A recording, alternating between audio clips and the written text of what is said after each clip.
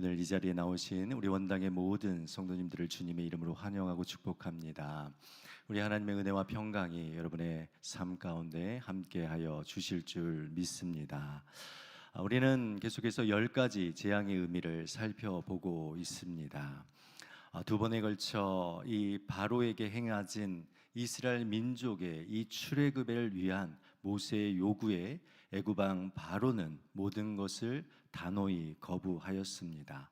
이러한 이 요구 앞에 이제는 단순히 이 바로에게 요구하는 것을 넘어서 하나님의 전쟁의 이야기가 시작되었고, 그 전쟁의 이야기가 바로 10재앙, 10가지 재앙의 의미 안에 담겨져 있다라는 것을 살펴보았습니다.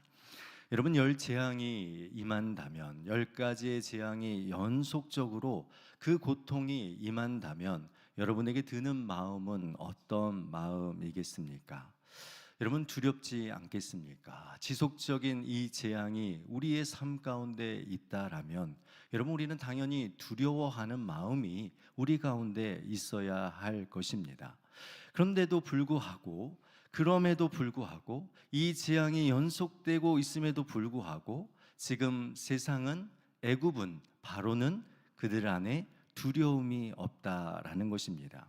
이들이 이러한 재앙을 지속적으로 받을 수밖에 없는 그러한 이유는 하나님의 자비가 부족해서가 아니라, 하나님의 그 자비와 긍휼이 부족함이 있기 때문이 아니라 인간의 욕심과 교만이 끝이 없기 때문이다라는 것을 성경은 우리에게 계속해서 말하고 있습니다. 오늘 이 애굽의 완악함, 이 완강함은 인간의 마음에 자리 잡고 있는 하나님에 대한 두려움이 없다라는 것을 말하고 있습니다. 이 세상은 하나님을 두려워하지 않고 있습니다. 하나님에 대한 두려움이 없는 이러한 세상이다라는 것을 우리는 보게 되어지죠. 10가지 재앙의 기사에 가장 반복적으로 나와 있는 단어가 바로의 마음이 완악하다, 바로의 마음이 완강하게 되었다라는 이러한 표현입니다. 마음이 완강하다라는 이 표현은 출애굽기에 총 33번이 나오고 있는데요, 완강하여라라는 이 말은 마음의 태도가 너무 거칠고 굳세어서라는 말로 그 어떠한 것에도 두려움 없이, 두려움을 갖지 아니하며 살아가는 그러한 인간의 마음을 표현한 것입니다. 이것은 심지어 전능하신 하나님, 살아계신 여호와 하나님에 대하여 두려워하지 않는 인간의 마음의 상태를 말하고 있습니다. 여러분, 이들이 하나님을 얼마나 두려워하지 않고 있는지 이 출애굽기 8장 20절 말씀에 보면 우리가 그것을 알 수가 있습니다. 제가 읽겠습니다. 여호와께서 모세에게 이르시되 아침에 일찍이 일어나 바로 앞에 서라. 그가 물 있는 곳으로 나오리니 그에게 이르기를 여호와께서 이와 같이 말씀하시기를 내 백성을 보내라. 그러면 그들이 나를 섬길 것이니라 라고 말합니다. 지금 바로가 어디에서 나오고 있습니까? 바로가 물 있는 곳으로 나오게 된다라는 이 표현은 이 바로가 예전과 똑같은 모습으로 그들이 섬겼던 나일강에서 종교적인 의식을 행하고 있었다라는 것을 우리에게 말해주고 있습니다. 하나님께서는 그들이 그렇게 믿었던 생명의 근원이었던 나일강을 진멸하시고 그 나일강을 피로 물들이셔서 죽음의 강으로 만들어 버렸습니다. 그리고 그 나일강으로부터 개구리의 재앙을 나타내시고 또한 이 재앙을 겪게 하셨음에도 불구하고 지금 바로의 마음은 어떻습니까? 완강하여서 조금도 달라짐 없이 자신이 믿었던 세상의 신들과 자신을 믿고 있는 하나님에 대한 두려움이 없는 삶을 지속적으로 살아가고 있다라는 것을 말해주고 있습니다. 이것뿐만이 아닙니다. 피, 개구리, 이, 파리, 악창, 독종, 그리고 우박의 재앙이 내리고 있는 그러한 이 재앙이 지속적으로 임하고 있음에도 불구하고 바로와 신하의 마음의 상태가 어떤지 출애굽기 9장 30절에서 우리에게 이렇게 말하고 있습니다. 우리 한번 같이 읽겠습니다. 그러나 왕과 왕의 신하들이 여호와 하나님을 아직도 두려워하지 아니하는 줄을 내가 아나이다. 여러분, 재앙이 그렇게 내려지고 있음에도 불구하고, 아니 재앙의 강도가 점점점 강해지는 그 가운데서도 그들의 마음 가운데 어떤 마음을 가지고 있습니까? 여호와 하나님을 두려워하지 아니하는 그 마음을 가지고 있습니다. 여러분이 두려워하지 않는 이 마음이 어디로부터 오겠습니까? 출애굽기 9장 20절에서 21절은 이렇게 말합니다. 바로의 신하 중에 여호와의 말씀을 두려워하는 자들은 그 종들과 가축을 집으로 피하여 들였으나 여호와의 말씀을 마음에 두지 아니하는 사람은 그의 종들과 가축을 들에 그대로 두었더라. 애굽의 신하 중에서 아주 극소수의 사람들이 여호와의 말씀을 두려워하여서 이 우박이 내릴 때에 그 종들과 가축들을 집으로 피하여 들였습니다. 그런데 그 중에서, 아니 대부분의 사람들은, 이 대부분의 애굽 사람들은 여호와의 말씀을 마음에 두지 아니한 사람들은 그의 종들과 가축을 들에 그대로 두었다라고 말하고 있습니다. 두려움이 없이 살아가는 사람들, 결국 그들의 마음에 무엇이 없다라는 것입니까? 여호와의 말씀을 두지 아니하는 것. 이것이 바로 두려움 없이 세상을 살아가는 자들의 모습이다라는 것이죠. 하나님의 말씀을 들어도 여전히 자기 마음대로, 자기 뜻대로 순종하지 아니하는 것, 이것은 하나님에 대한 두려움이 없는 자의 모습임을 말하고 있습니다. 하나님의 말씀을 우리의 마음에 두지 아니할 때, 여러분, 우리는 두려움을 잊게 되어지고 두려움을 상실하게 된다라는 거예요. 여러분, 두려움이라는 것이 상실되면 이것이 얼마나 무서운지 오늘 바로의 모습을 통하여 보지 않습니까?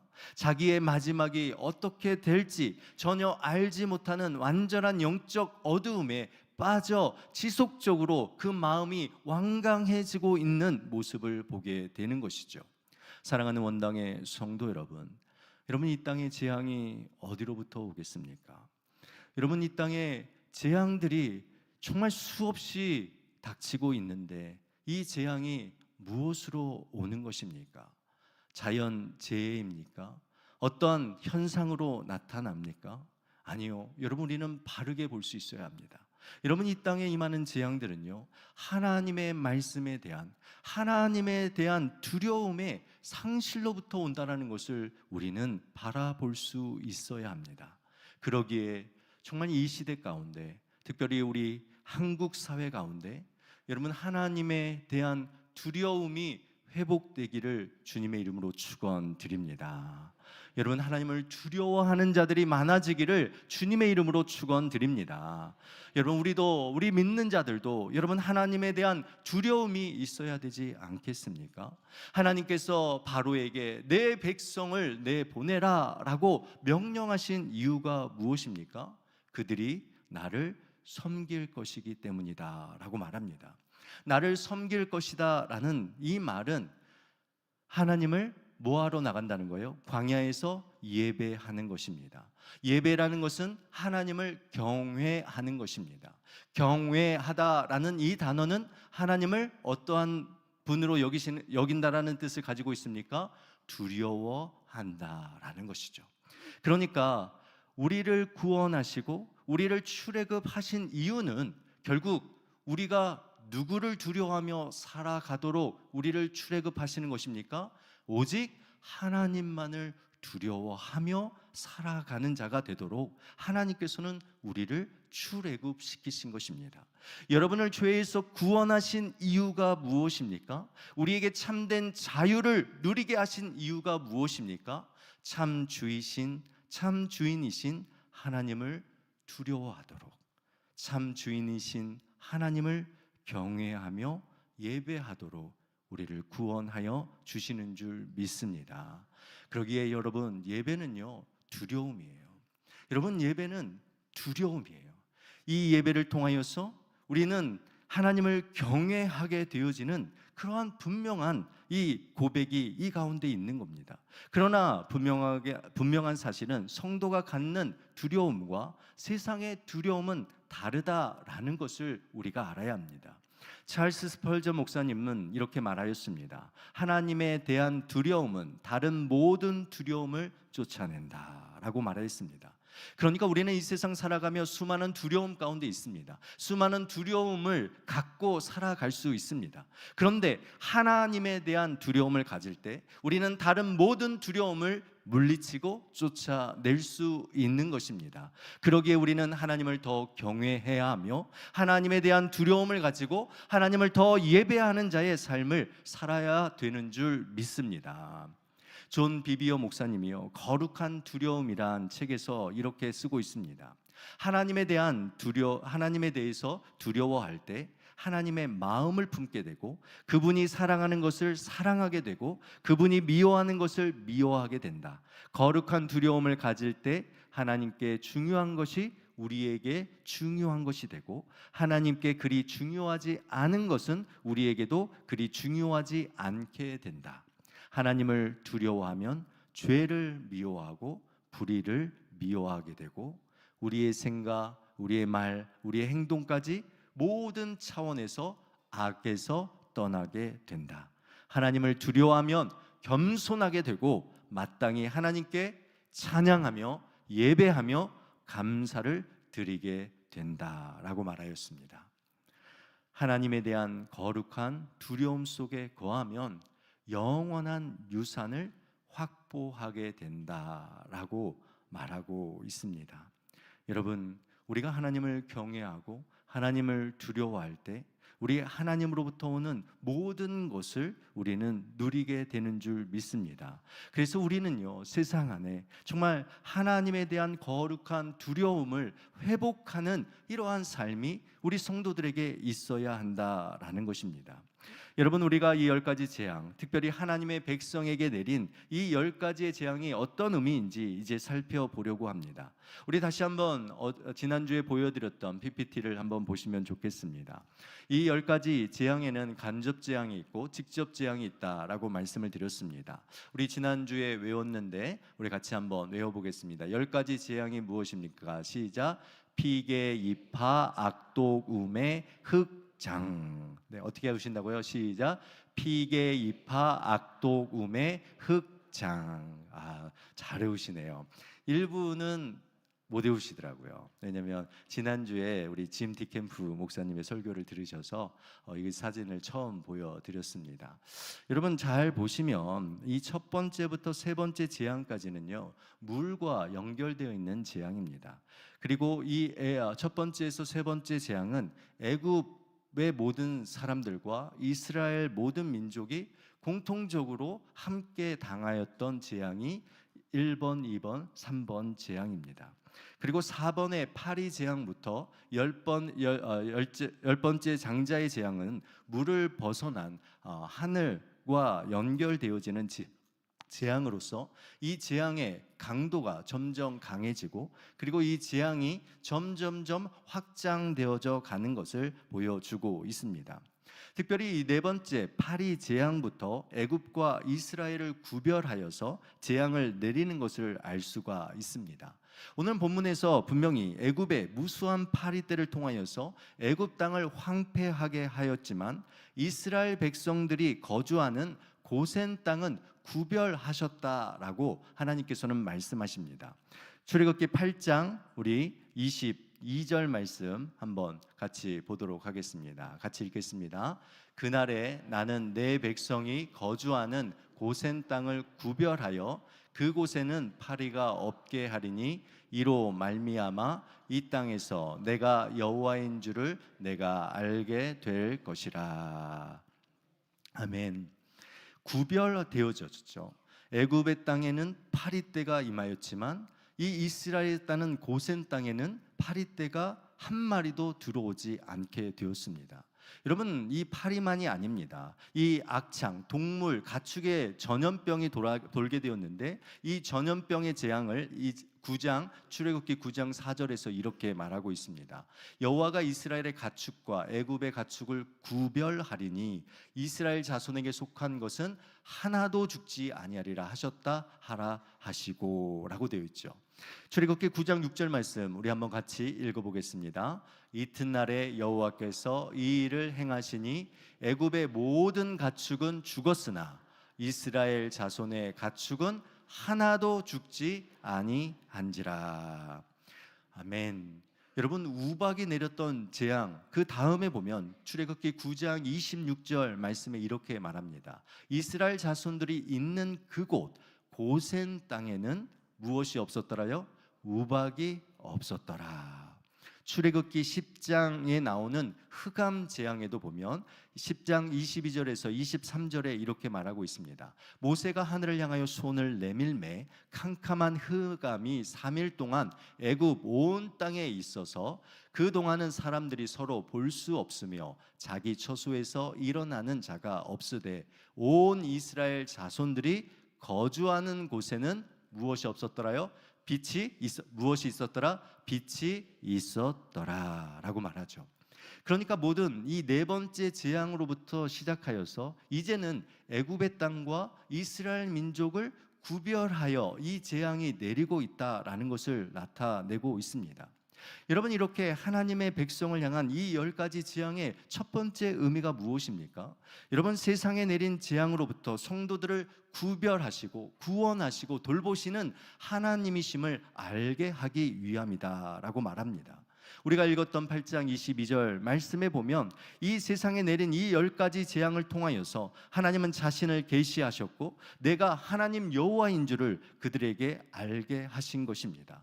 세상과 이스라엘 백성들에게 내린 이 재앙을 구별하심을 통하여서 이 재앙의 목적 또한 뭐예요? 온 천하에 내가 여호와인 줄을 알게 함이니라 라고 분명히 밝히고 있는 것입니다.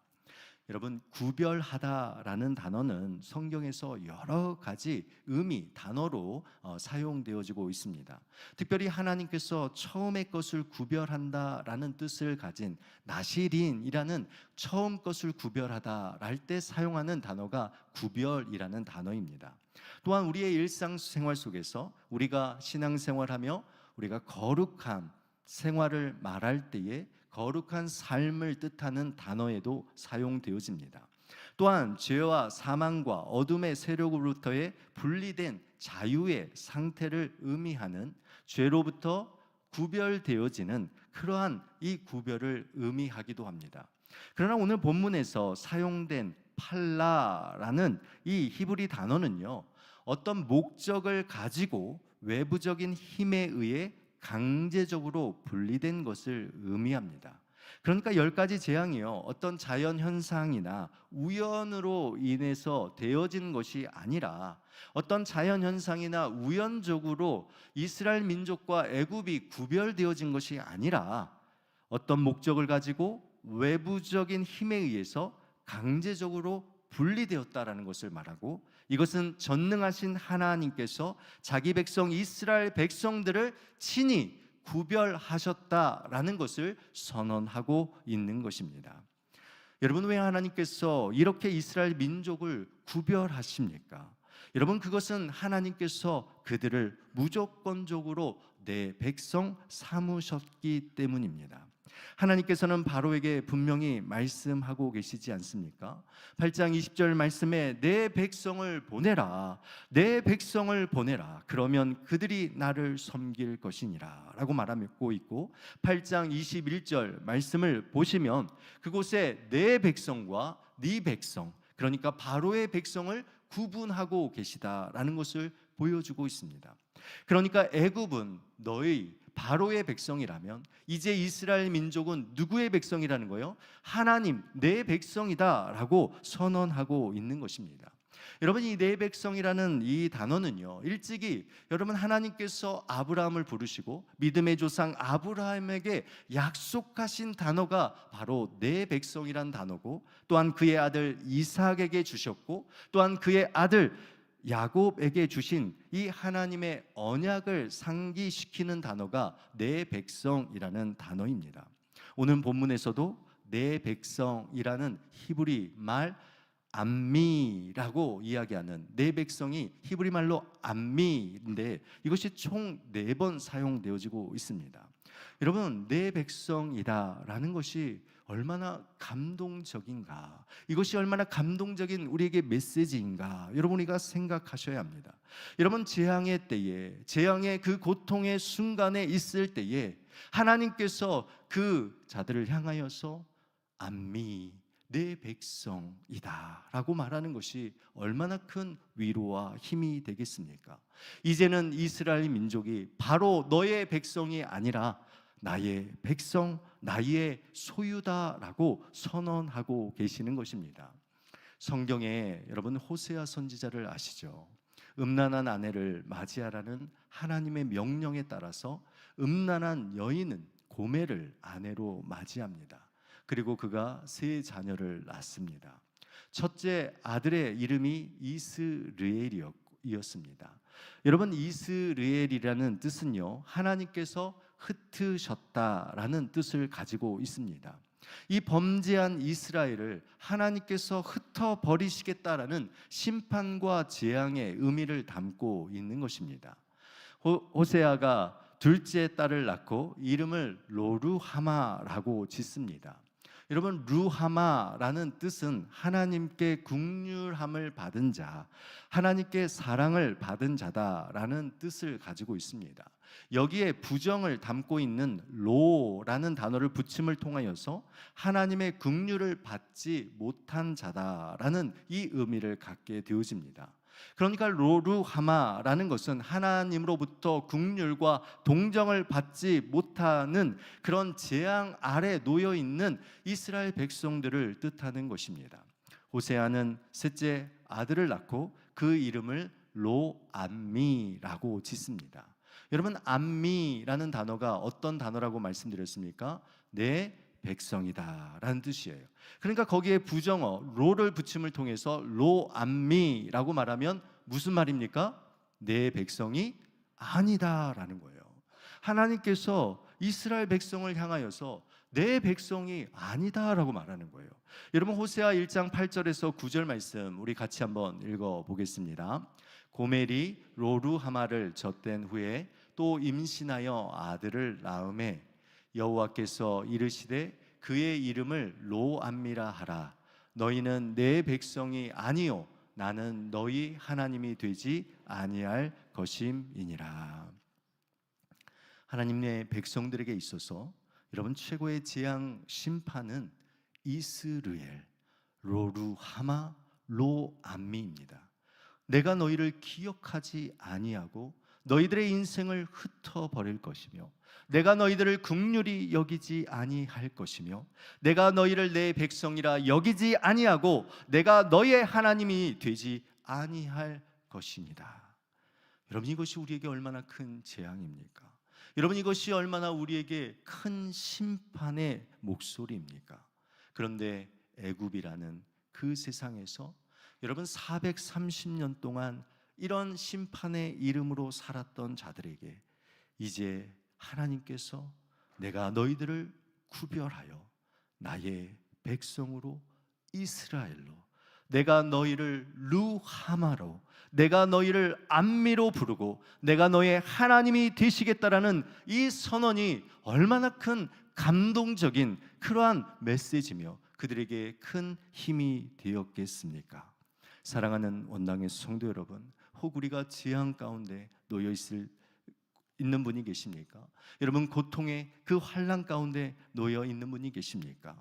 여러분, 우리가 기억하셔야 합니다. 우리는 이스르엘이 아닙니다. 우리는 로루하마가 아니라 우리는 로암미가 아닙니다. 하나님께서 우리를 이스라엘로, 루하마로, 암미로 여겨주신다라는 이러한 분명한 믿음의 확신을 가질 때에 우리는 그 재앙으로부터, 그 고통으로부터 우리는 이겨내고 승리하게 될 줄 믿습니다. 여러분 출애굽기 9장 7절 말씀을 보십시오. 바로가 사람을 보내어 본즉 이스라엘의 가축은 하나도 죽지 아니하였더라 라고 말합니다. 내가 내 백성 삼고 내가 너의 하나님이 된다라는 그 의미는요, 애굽의 가축으로부터 이스라엘의 가축을 구별하시고 그 엄청난 재앙으로부터 가축을 구별하셔서 단 한 마리도 상하지 않도록 철저하게 구별하고 보호하시는 그 하나님이 나의 하나님, 우리의 하나님, 여러분의 하나님이 되어주신다라는 것을 분명하게 말씀하고 있습니다. 사랑하는 원당의 성도 여러분, 하나님의 풍성한 사랑이 재앙 속에서도 여러분의 삶을 넘어서 여러분의 속한 모든 것, 가축 한 마리 한 마리까지도 세심하게 돌보시고 구원하시는 그 하나님이 저와 여러분의 하나님이신 줄 믿으시기를 주님의 이름으로 축원드립니다. 이제부터 우리는 이스라엘이 아니라 이스라엘로, 로루하마가 아니라 루하마로, 로암미에서 암미가 되어지는 그러한 삶을 살아가는 자들이라는 것을 분명히 믿으시기를 축원드립니다. 여러분, 이러한 재앙 속에서, 이 세상의 어떠한 재앙 속에서도 여러분 자기 자신을, 자기 백성을 지키시는 분이 하나님이시다라는 것을 이 열 재앙을 통하여서 우리에게 말씀해 주고 있습니다. 두 번째로 이 10가지 재앙을 통하여서 여러분 세상을 향한 성도의 사명을 우리는 깨닫기 위함입니다. 여러분 10가지 재앙에는 패턴이 존재합니다. 하나님께서 먼저 재앙을 예고하시고 경고하십니다. 그리고 그 경고를 무시하거나 그 경고를 듣지 않는 자에게는 하나님께서 그 경고하고 예고하신 말씀 그대로 재앙을 내리시고 성취하십니다. 그런데 그 재앙을 끝까지 거둬들이는 것이 아니라 이 재앙을 때로는 거둬들이시고 그 재앙을 멈추시고 다시 회복하시는 그 일들이 이 10가지 재앙 안에 반복적으로 나와 있습니다. 그런데 놀라운 사실은 이 재앙을 멈출 때에는 누구를 통하여서 이 재앙을 멈추냐면 하나님께서는 꼭 모세의 기도를 통하여서 이 재앙을 멈추고 있다는 것을 오늘 성경은 분명하게 우리에게 가르쳐주고 있습니다. 출애굽기 8장 28절 말씀 우리 한번 같이 읽겠습니다. 바로가 이르되 내가 너희를 보내리니 너희가 너희의 하나님 여호와께 광야에서 제사를 드릴 것이나 너무 멀리 가지는 말라. 그런즉 너희는 나를 위하여 무엇하라 되어 있습니까? 간구하라 라고 되어 있어요. 여러분 8장 29절 말씀에도 보면 모세가 이르되 내가 왕을 떠나가서 여호와께 무엇하리니요? 간구하리니 내일이면 파리떼가 바로와 바로의 신하와 바로의 백성을 떠나려니와 바로는 이 백성을 보내어 여호와께 제사를 드리는 일에 다시 거짓을 행하지 마소서 하고 라고 되어 있습니다. 여러분 출애굽기 8장 30절 말씀도 보시면 모세가 바로를 떠나 나와서 여호와께 뭐합니까? 간구하니. 여러분 또 다른 수많은 재앙들이요 반복적인 패턴이에요. 출애굽기 10장 18절 말씀을 보면 이렇게 말합니다. 우리 같이 읽겠습니다.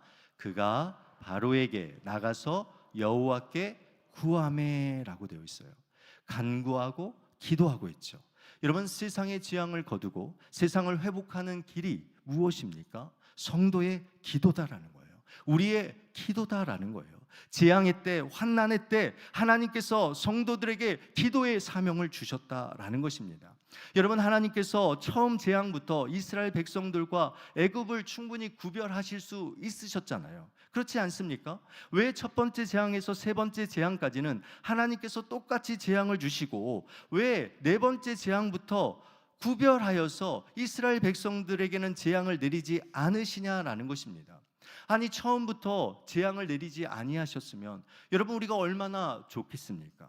여러분 믿는 자들에게 재앙이 없고 고통이 없고 환난이 없다면 여러분 이 믿는 자들에게 있어서 얼마나 큰 축복이고 얼마나 큰 은혜이며 얼마나 정말 하나님을 제대로 믿고 살아가겠습니까? 그런데 왜 하나님께서는 첫 번째에서 세 번째는 같이 동일한 재앙을 겪게 하시고 네 번째에서 구별하여 우리를 구별하시고 구원하시겠습니까? 여러분 그 이유가 무엇이겠습니까? 만약 우리가 이스라엘 백성들이 우리가 재앙의 이 고통을 알지 못하면 우리는 세상을 위하여 기도하지 않기 때문에 그렇습니다. 이 재앙의 고통이 얼마나 비참하고 무서운지를 우리가 알게 하시기 위하여서 그 고통을 알기에 세상을 위하여 함께 울고 그들을 위하여 기도하도록 하나님께서 우리에게 주신 이 재앙과 고통의 모습이다라는 것입니다. 우리가 만약에 재앙과 고통을 당하지 않는다면 여러분, 우리가 무슨 생각하겠습니까? 우리가 정말 잘나서 구원받았고 하나님의 재앙을 받지 않는다라는 선민의식으로 가득 찬 그 이기심으로 세상을 바라보지 않았겠습니까? 그들이 당하는 재앙에 대하여 마땅히 그들이 받아야 할 재앙이며 저주라고 여기지 아니하겠습니까? 여러분, 그들이 당하는 재앙의 모습을 보면서, 그들의 아픔을 보면서 우리는 판단하고 그들을 더 저주하는 그러한 삶을 살았을 수도 있습니다. 그러나 사랑하는 성도 여러분, 우리에게 동일하게 이 세상을 살아갈 때 세상 사람들과 동일한 재앙과 고통을 겪게 하신 이유가 있습니다.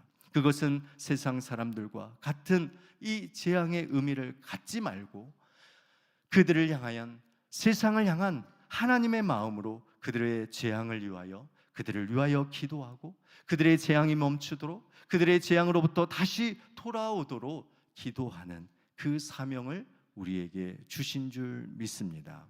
애굽과 바로는 이 재앙의 의미를 알지 못했습니다. 여전히 그 수많은 재앙을 통해서도 하나님을 두려워하지 아니하였고 하나님께 불순종하며 살아갔습니다. 그들의 마음은 더 완강하였고 자기들의 나라, 자기가 만든 신, 그리고 자기가 신이 된 그 나라 안에 살아가고 있습니다. 더 깊은 재앙으로 그들의 삶이 떨어짐에도 불구하고 그들은 그것을 알지 못하고 있습니다. 그들에게 임한 재앙 단 하나도 그들의 힘으로 없이 할 수도 없고 그들을 구원할 수 없는 것이 이 세상이다라는 것을 우리는 분명하게 바라보셔야 하는 것이죠. 이러한 세상을 향하여 하나님께서는 저와 여러분을 구별하셨습니다.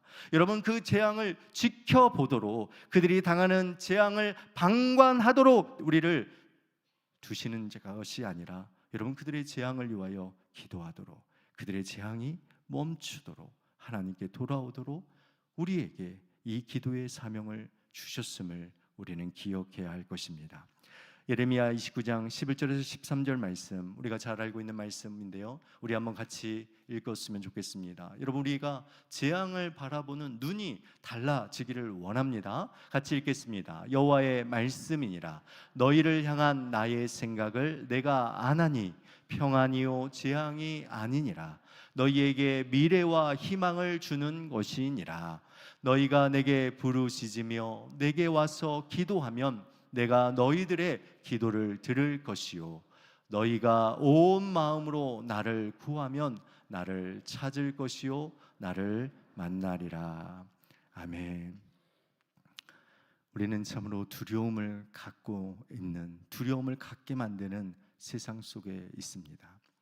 이번 주 신문에 2차 세계대전 당시 루터 교회의 목사였던 보네퍼 목사님의 기도문이 실린 것을 보았습니다. 여러분, 2차 세계대전의 그 전쟁 가운데서 이 보네퍼 목사님이 이렇게 기도했습니다. 두려움이 모든 것을 덮어버리지 않기를 위하여 기도했습니다. 두려움이 모든 것을 덮어버리지 않기를. 정말 우리나라와 이 민족 가운데 이 두려움이 모든 것을 덮어버리지 않기를 우리는 기도해야 할 줄 믿습니다. 세상적인 두려움이 아니라 하나님에 대한 경외, 두려움이 이 세상을 이끌고 나아가도록 기도해야 할 것입니다. 보네포 목사님은 이렇게 기도합니다. 오 주 하나님, 크나큰 공경이 저를 덮쳤습니다. 걱정, 근심이 저를 삼켰습니다. 저를 위로하시고 도와주소서. 당신이 주시는 것들을 견뎌내도록 저에게 힘을 주소서. 두려움이 저를 다스리지 못하게 하소서. 거룩하신 성령님, 절망에서 지켜줄 믿음을 저에게 주소서. 당신과 다른 모든 이들을 향한 사랑을 제 속에 담아주시어 그 어떤 증오에도 고통에도 오염되지 않게 하소서. 아멘. 이 시대에 우리에게 필요한 기도이지 않겠습니까? 보네포 목사님은 그리스도인들에게 그리고 두 가지를 당부했습니다. 그는 그리스도인들이 기도와 함께 정의를 실천하는 것과 평화를 이루는 것, 이것이 그리스도인에게 중요한 사명이다라고 말하였습니다. 말씀을 맺습니다. 사랑하는 원당의 성도 여러분, 지금은 기도해야 될 때인 줄 믿습니다. 개인을 위해서, 이웃을 위해서, 심지어 원수까지라도 여러분 기도해야 될 줄 믿습니다. 여러분, 우리 안에 있는 세상적인 두려움을 던져버리시고, 여러분, 우리 안에 하나님에 대한 두려움, 하나님에 대한 경외함을 가지고 이 땅에 하나님의 공의와 평화가 임하도록 우리는 간절히 기도해야 될 줄 믿습니다. 우리 성도들의 간절한 기도를 통하여서 이 땅의 재앙이 멈추고, 이 땅의 재앙이 끝나고, 이 땅에 새로운 희망과 미래가 주어지는 은혜와 축복의 역사가 있게 될 줄 믿습니다. 기도하겠습니다.